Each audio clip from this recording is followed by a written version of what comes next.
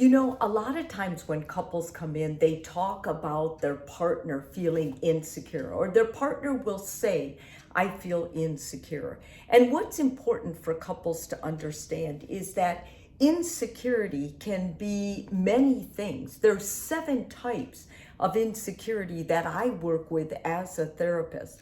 I recently did a poll on what causes couples the most insecurity. And I've only used 3 of them, like emotional insecurity, protective or physical insecurity, or financial insecurity. And where many men thought that women wanted mostly the financial intimacy, it turned out that women wanted the emotional, the faithful connection, that connection where they could talk to their partner more than any of the others.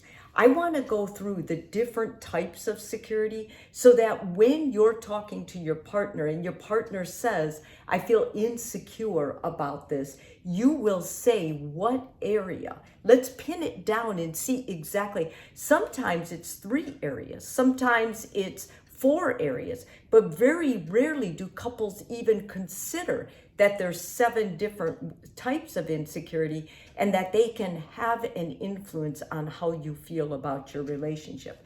The first of these is emotional insecurity. Emotional insecurity is specifically that connection. I feel like I could tell my partner anything. I feel like my partner wouldn't judge me. I feel like my partner's on my side. They have my back emotionally. It's open, it's transparent. There's no issues with that. If you're insecure about the way the 2 of you communicate, that's huge. That's more than half of the relationship. So that's an area the 2 of you have got to work on. The second one is attachment insecurity. A lot of people have different forms of attachment. Some are aloof attachers, some are anxious, some are, their approach avoidance. And then there's those stable attachers. What's most important is that you know what you are and what your partner is and how that's directly affecting how you feel in the relationship. Do you feel safe in the relationship? Do you feel like there's a place for you? Are you always anxious about the person? Is the person saying things that make you distrustful or anxious about them really loving you, or are they committing to you, or are you approach avoidance, so when they commit you start feeling like you're trapped? This is an important area to really go over and understand. The third type is physical insecurity. If you don't feel like your partner's protective of you, if you feel like they just, you get in the car, you have to go to the other side of town at night and they're not concerned about you. If you have a flat tire, will they come and take care of you? Do they make you feel protected? Are they physically your person? Like if it's a boyfriend, is he physically your man? When he comes, does he claim you? Does he put his arms around you? Does he hug you? When you go to sleep at night, is he there for you? Do you feel physically protected by him? These are all parts of that physical insecurity. When people feel like their partner is loose, or they're more like a washcloth instead of standing up and being there for them. The fourth kind is financial insecurity. You may feel financially insecure if you're a saver married to a spendthrift, or your partner has no value of money, or you say, okay, this is our vision in 5 years, and then your partner totally annihilates it with spending, or they don't honor that, or they don't make the same commitment, or maybe the 2 of you are just living day by day and you haven't sat down and talked about a plan, or maybe you moved in with someone who owns everything. Everything's in their name, and there's no talk of commitment or marriage. These things really contribute to the stress of the relationship. The financial issues will cause more conflict in a relationship than many other things. So it's important the 2 of you sit down, have that money talk, and really go over that if that's an area of concern. I think next, number 5, would be professional insecurity. A lot of people have gone back to work, or maybe they're not able to find a job or work. And sometimes when people go back to work, their whole persona changes. They realize when they go back to work that maybe they're in a high level, they're a CEO, they come home, they expect their partner to take care of them. They expect their partner to serve them or wait on them. Maybe they become more crabby when they come home. Their whole dynamic can change, which changes the whole dynamic of the relationship. If your partner says, I am really professionally insecure about you, or maybe you work and you make more than your partner and it threatens your partner, and your partner sees that there's all these good looking people you work with, then on a professional level, they may worry about you in that job.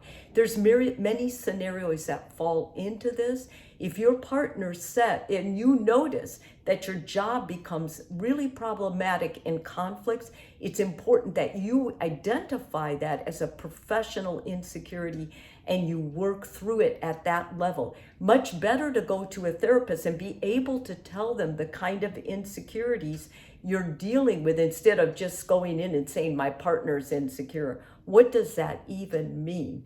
The next one after professional would be insecurity over basic needs. A lot of people grow up in families where their basic needs were never taken care of. The kids were on their own. So having things like food every day and shelter and water, or if, for someone who grew up in foster care, this is going to be a big issue, and they're going to get desperate if they start having to go through bad times. Maybe one of the partners loses a job, or one of the partners gets sick, and they start automatically going into this mode about our basic needs. Well, we need shelter, we need food. They start hoarding blankets. There's blankets all over the house. These are couples who have a lot of insecurity left over from the way they grew up. And talking about that and going through a plan, making a plan. Okay, well, we've got extra blankets here. We can kind of look at our budget. But once again, that could include the financial. And so it's important that you're very clear about what kind it is, and you're working together so this basic need insecurity can be dealt with. Because anytime a partner feels desperate, it's going to highly affect the relationship, throwing off the communication, and many times leading to misunderstanding and hurt between the couple. And lastly, social insecurity. Many people are introverts, and especially after going through COVID, really a lot of people are terrified in social situations. And if you're with someone who basically assumes that you can stand your own ground and you don't have a plan, then when you go to parties, your partner's going to be very unhappy. They're not going to want to go, or even getting together with other people. So talking about this and not blaming your partner, but rather saying, how can we make this work for both of us? Maybe you're an extrovert and your partner is terribly shy in public, then making sure you stay with them, providing for them, maybe introducing them to people you know who would be good for them to sit, or excusing yourself and saying, I'm just going to go right over here. I want to talk to these people and network a little bit. I promise I'll be right back. And then coming back and checking on them. In other words, all these insecurities are part of understanding someone and part of a relationship.